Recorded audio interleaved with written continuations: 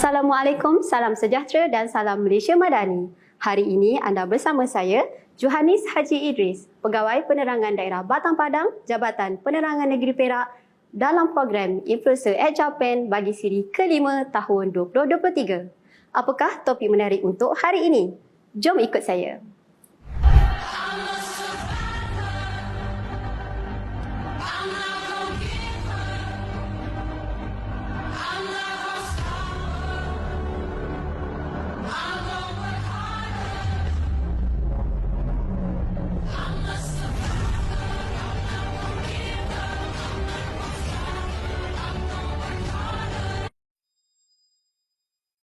Bersama saya pada hari ini adalah orang yang cukup penting untuk Fama, iaitu Tuan Haji Nur Syambir Ramli, Pengarah Fama Negeri Perak. Apa khabar, Tuan? Alhamdulillah, khabar baik. Jadi, untuk hari ini, kepada Tuan Haji, kita ada soalan. Fama sebagai salah satu agensi di bawah Kementerian Pertanian dan Keterjaminan Makanan yang menjalankan fungsi khidmat pemasaran kepada kumpulan SASA melalui pelbagai program dan aktiviti. Kebelakangan ini agenda sekuriti makanan negara sering dilaung-laungkan oleh pihak kerajaan. Jadi kami nak dapatkan pandangan daripada Tuan untuk Fama Negeri Perak sendiri, sejauh manakah penglibatan Fama dalam agenda ini? Terima kasih, Puan. Pertama sekali, bagi pihak Fama Negeri Perak, kami mengucapkan terima kasih dan kami mengalu-alukan kedatangan pihak Jabatan Penerangan ke RTC untuk kami berkongsi mengenai fungsi Fama dan kita punya keberadaan di Negeri Perak ni. Jadi sebagai sebuah agensi pemasaran di bawah Kementerian Pertanian dan Keterjaminan Makanan, fungsi utama Fama adalah untuk memastikan supaya setiap elemen pemasaran dalam bidang pertanian diberikan perhatian. Jadi kalau kita tengok dari segi rantaian makanan itu sendiri, daripada orang cakap daripada upstream sampailah ke downstream, fungsi Fama memang ada dalam tu. Walaupun selama ini ramai yang beranggapan sebagai agensi pemasaran, Fama lebih kepada perkara ataupun kerja-kerja selepas post harvest ataupun selepas tuaian tu dituai. Jadi sebenarnya fungsi Fama lebih daripada itu. Kita memang terlibat walaupun tidak secara langsung dalam upstream punya aktiviti. Maksudnya sekarang ni contohnya kalau katakan dalam penanaman, walaupun ditanam oleh petani dan dijaga oleh pihak Jabatan Pertanian, tapi Fama sebagai agensi pemasaran, kita memberikan nasihat kepada petani untuk memastikan mereka menanam produk-produk yang yang ada permintaan di peringkat pemasaran. Jadi sebagai contoh, kalau katakan lagi 3 bulan kita rasakan di pasaran ada permintaan untuk cili, kita akan maklumkan kepada pihak petani, tanamlah cili. Jadi masa dalam 3 bulan tu nanti, insya-Allah harganya pun ada, demandnya pun ada. Jadi jawab pada soalan Puan tadi, sebagai agensi pemasaran, kita memang terlibat samalah dalam isu keterjaminan makanan ataupun food security ni. Dalam food security ni ada banyak elemen sebenarnya. Antaranya orang cakap dalam bahasa Inggeris kita panggil accessibility ataupun availability. Availability ni maksudnya bekalan tu kena ada. Kena ada, sentiasa ada. Dengan konsisten kena ada. Jadi maksudnya pihak Fama bersama dengan jabatan-jabatan lain yang berkaitan, kita kena memastikan bahawa produk makanan itu sentiasa ada. Dan kedua, boleh dicapai ataupun akses oleh pihak oleh golongan SASA. Contohnya mereka mesti tahu dekat mana boleh dapatkan sayur ataupun ikan kan. Jadi dari segi itu, dari segi teorinya, accessibility ni dia akan sangat bergantung dengan nilai pendapatan, dengan dia punya infra. Lepas tu juga dengan harga-harga. Sebab bila produk tu harganya tinggi, walaupun produk tu ada, tapi dari segi pelanggan untuk nak mampu beli kurang. Jadi sekarang ni peranan kerajaan adalah memastikan 3 elemen ni, availability, accessibility dan affordability ni diberikan perhatian. Itulah antara agenda yang kita sebut tadi, sekuriti makanan negara ni di peringkat Negeri Perak. kan, bersama dengan agensi lain. Gajah Negeri Perak telah mengambil satu inisiatif yang sangat bagus, sangat hebat yang dinamakan Perak Sejahtera 2030. Dalam elemen tu ada 6 elemen besar dan antaranya adalah mengenai food security itu sendiri. Jadi Gajah Negeri Perak telah mengenal pasti kepentingan untuk mengadakan satu sistem ataupun satu chain yang lengkap untuk memastikan bahawa makanan untuk penduduk negeri Perak ni sentiasa ada, sentiasa boleh dicapai dan sentiasa boleh boleh mampu beli oleh kita penduduk di negeri Perak. Jadi inisiatif ini sangatlah bagus.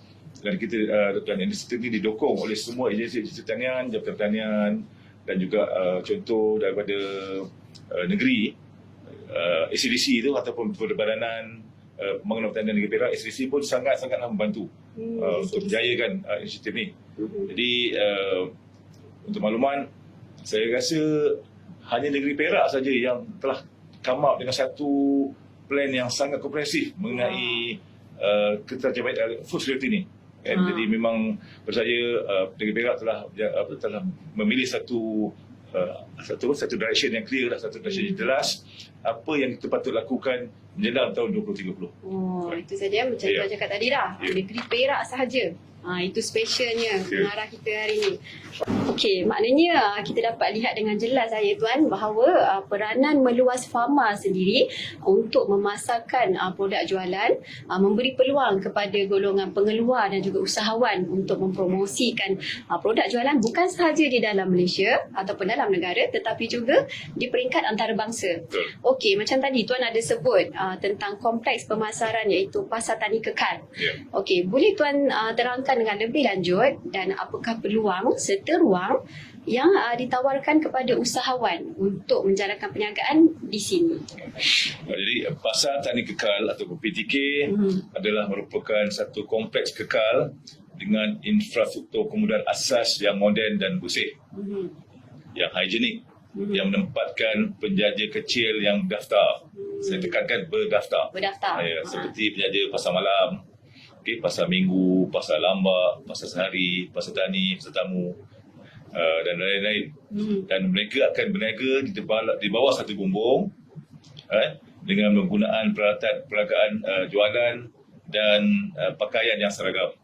Jadi dari segi kawalan dan operasi, PTK merupakan satu bentuk pasar yang moden, yang lebih teratur, yang lebih bersih, yang mana di dalam PTK kita akan menjalankan aktiviti pasaran yang moden. Contoh untuk sayur, kita akan gradekan dan kita akan packagekan dan kita akan labelkan secara proper lah.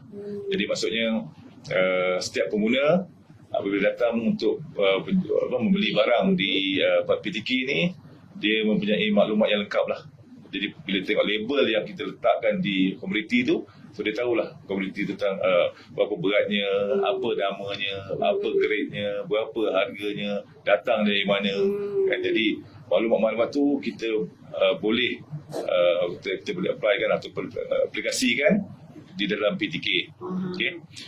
Di Perak ni kita ada 3 buah PTK yang telah beroperasi, iaitu di Banjong, Lekir dan Kampung Gajah. Dan satu lagi kita jangkakan di PTK Kuala Kangsar, kita jangkakan akan beroperasi pada Januari 2024. Tahun depan, awal tahun depan. Awal tahun depan? Ya, betul. Okey, bertambah lagi lah daripada 3 tahun depan lah. Betul. Okey. Untuk RTC pula, yang merupakan pusat transformasi luar bandar, ia merupakan satu pusat yang dikenali sebagai satu hentian pelbagai perkhidmatan. RTC ini ditubuhkan bagi meningkatkan sosio-ekonomi penduduk setempat di mana pelbagai aktiviti bercorak nilai tambah dilaksanakan untuk meningkatkan pendapatan mereka yang berniaga atau beroperasi daripada dalam RTC. Di samping itu, memberikan perkhidmatan dan maklumat mengenai peluang-peluang yang disediakan oleh jabatan-jabatan lain seperti Lembaga Nenas, Makis, Telkon, Yapim dan sebagainya.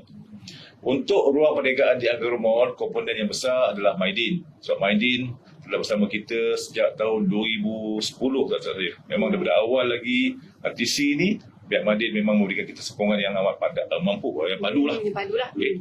Dan juga ada usahawan-usahawan di beberapa section seperti di Lok Runcit, Medan Selera, Medan Food Truck, Flea Market dan Ruang Lega. Selain itu, kami juga ada beberapa usahawan yang menjalankan perniagaan jualan anak-anak pokok, okay, di laman Floricultur. Kita juga ada bersama dengan rangkaian restoran makanan segera iaitu KFC, dan pada tahun depan restoran McDonald juga akan memulakan operasinya di RTC. Okay, semasa saya masuk ke kawasan pejabat pengurusan Fama tadi, saya ada terlihat kawasan tanaman sayur dan bunga macam Tuan sebut tadi Kak. Adakah itu laman floriculture yang Tuan maksudkan? Ya, laman floriculture di RTC ni dia ada few area sebenarnya atau few kawasan. Jadi kawasan yang Puan lihat tadi kita namakan pusat rujukan pemasaran tanian berteknologi. Okey, Tuan, soalan seterusnya. Boleh Tuan terangkan sedikit berkaitan pusat rujukan ini? Baik. Pusat rujukan pemasaran tanian berteknologi ini merupakan satu projek bersama di antara Fama dan usahawan yang mempunyai pengalaman dalam bidang penanaman pertanian. Jadi dengan mereka ni kita membina satu model pertanian yang lengkap, di mana dari segi prasarana disokong oleh pihak kerajaan lah. Fama kita menyediakan tempat tapak dan kita menyediakan juga bantuan dari segi pembangunan. Jadi di peringkat usahawan pula mereka menggunakan tapak tersebut untuk menanam produk-produk ataupun komoditi yang mereka jangka mempunyai peluangan yang baik.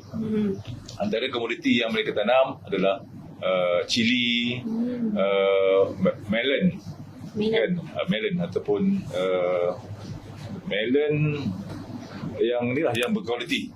Melon yang berkualiti. So di pusat rujukan ni kita kita membangunkan satu model lah yang mana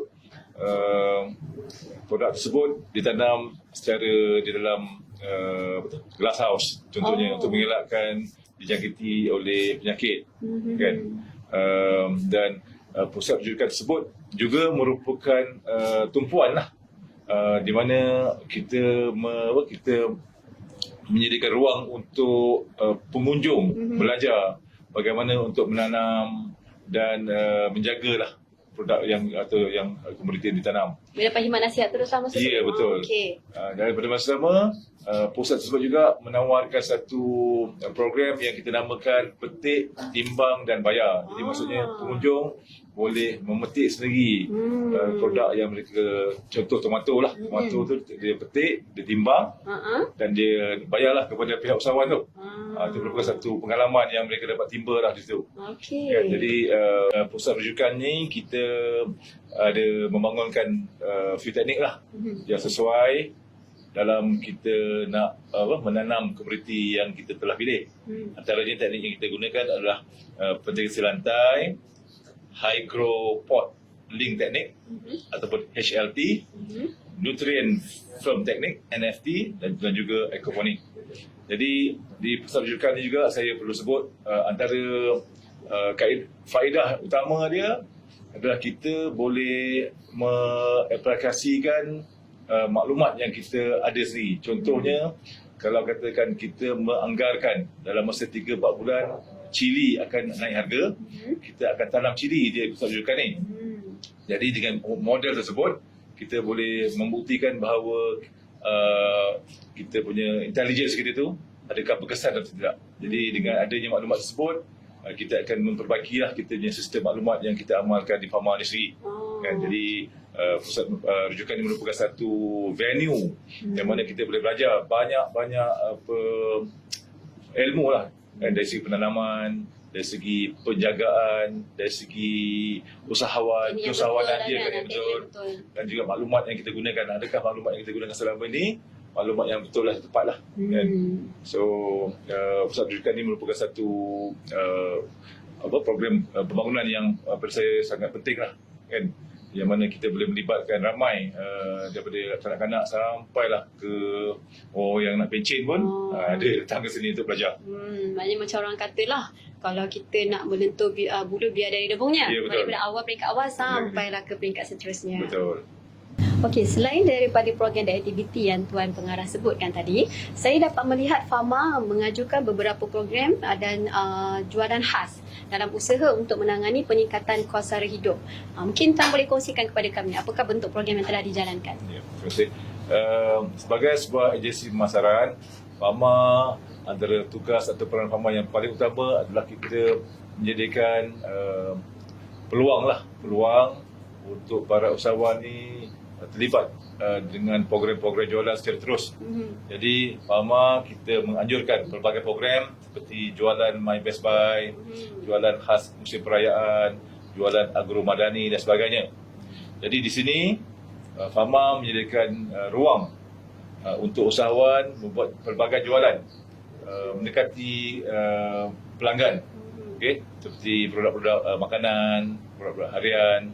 Okey, dan menariknya sebab kita membuka ruang terutama di kawasan-kawasan yang kita punyai sendiri, contoh jadi RTC, jadi kita boleh mengurangkan kos kepada pihak usahawan dan pihak usahawan boleh sampaikan pengurangan kos tu pada harga mereka. Jadi mereka boleh mengurangkan harga dia produk yang mereka jual sehingga 30%. Jadi 30%. ya, because sebabnya bila kos penjualan tu ditampung oleh pihak Fama, jadi pihak pelanggan ataupun petani yang menjual sendiri produk mereka ke pelanggan, mereka boleh menjual pada harga yang lebih rendah. Lebih rendah, betul. Kita juga untuk makluman puan, kita juga biasanya lah selama ni kita juga ada menganjurkan program-program besar. Contohnya program Perak Fama Fest yang kita buat, yang kita jalankan daripada tahun 2017. Daripada 2017 Ya, setiap tahun kita adakan. Tapi malangnya disebabkan oleh isu PKP baru ni, jadi kita berhentilah tergedala selama 2 tahun. Jadi pada tahun ni kita akan mulakan semula program Perak Fama Fest 2023 yang kita akan adakan pada 22 sehingga 26 Jun 2023. Okay. Jadi ini merupakan satu program besar Fama yang mana setiap negeri seharusnya mereka menganjurkan juga Fama Fest ni. Jadi pada tahun ni alhamdulillah kita telah bersedialah untuk menganjurkan ataupun memulakan semula Fama Fest di negeri Perak ni. Okey, bila sebut Perak Fama Fest ini, saya dah rasa teruja. Lagi-lagi kita dah nampak dah ni kat belakang ada banyak promosi yang dikeluarkan. Mungkin Tuan Haji boleh terangkan kepada kami apakah yang menarik dalam program ini. Okay. Seperti mana yang saya sebutkan tadi, program ni akan bermula daripada 22 sampai 26 Jun 2023. Semasa Perak Fest nanti, kita akan menyediakan ruang lah untuk jualan produk-produk IMAT ataupun jualan industri makanan asas tani, melibatkan seramai 40 peserta. Juga ada Empire Makanan dan Food Truck melibatkan seramai 28 peserta yang akan menjanjikan pelbagai menu makanan dan minuman yang popular lah dari negeri Perak dan satu Malaysia. Seterusnya kita juga ada program jualan agro madani dan Castle of Fruits yang akan melibatkan seramai 20 peserta menjual produk-produk hasilan segar seperti buah-buahan bermusim dan tidak bermusim, sayur-sayuran serta barangan keperluan harian.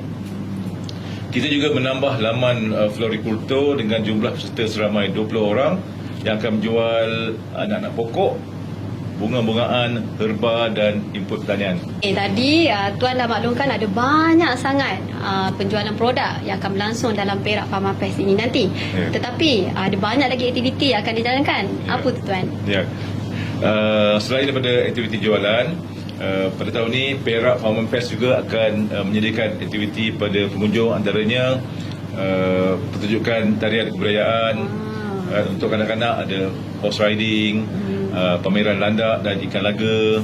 Untuk mereka yang berminat sesi berlasak, kita sediakan flying fox, betul upscaling kan. Lepas tu ada juga promosi agrotourism melibatkan Taman Herba, Sahum Valley yang berada di Kupang ni. Kita juga akan mengadakan pertandingan melibatkan kanak-kanak dan juga dewasa. Kan?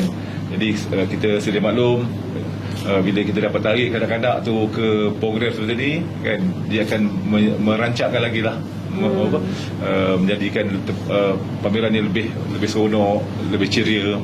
Dan juga ada ceramah agama, demonstrasi makanan, juga pertandingan karaoke, live band dan sebagainya lagi lah yang kita akan aturkan. Maknanya segala aktiviti yang telah dirancang meliputi pelbagai lapisan umur, pelbagai lapisan masyarakat. Betul, kan? betul, Okey. betul. Okey, macam tuan maklumkan tadi, Perak Pharma Fest telah ditangguhkan berikutan pandemik COVID-19. Jadi tahun ini kita jalankan semula. Mungkin tuan boleh nyatakan apakah harapan tuan untuk tahun ini? Untuk Perak Pharma Fest 2023, Pharma punya harapan program ni akan dapat dikunjungi lah oleh seramai mana mungkin warga Perak. Pada tahun ni kita telah menyediakan pelbagai program atau perkhidmatan yang kita rasa sangat penting lah pada para usahawan. Contohnya sesi padanan perniagaan yang akan melibatkan ejen daripada negeri Hong Kong, Thailand dan juga Kemboja. Ini merupakan satu peluang kepada usahawan daripada negeri Perak untuk cubalah meneroka peluang di negara-negara tersebut. Kami juga telah menyediakan pelbagai aktiviti seperti sesi sembang santai melibatkan bank, usahawan-usahawan berjaya, pihak KPWSP, yang mana pengunjung boleh mendapat manfaat, mendapatkan maklumat secara terus daripada mereka, sebarang pertanyaan ataupun sebarang muskilah nasihat yang patut diterima lah daripada mereka. Seterusnya, aktiviti yang kita telah jalankan ataupun kita rancangkan seperti aktiviti mainan ataupun kita punya aktiviti untuk kanak-kanak yang kita sediakan seperti Super Duper, e-sports, petting zoo. Sambil itu juga kita telah menyediakan makanan-makanan yang popular di program Empire Makanan. Jadi banyak sebenarnya aktiviti ataupun produk-produk yang dapat kita boleh dapatkan di Perak Fest di program ni. Jadi adalah menjadi harapan kami program ini akan dapat sambutan dan akan dikunjungi oleh seramai mana semungkin pengunjung. Jadi jangan lupa datang ke Perak Pharma Fest 2023 yang akan berlangsung pada 22 hingga 26 Jun 2023 bermula jam 10 pagi hingga 10 malam di RTC Perak. Datang bersama ahli keluarga anda bersama. Moh kita ke Perak Pharma Fest 2023. Sekian saja untuk siri kali ini. Teruskan menonton Influencer Japan Negeri Perak untuk siri akan datang dengan topik yang lebih menarik. Jangan lupa untuk teruskan sokongan anda untuk like dan share akaun rasmi media sosial Jabatan Penerangan Negeri Perak. Bye!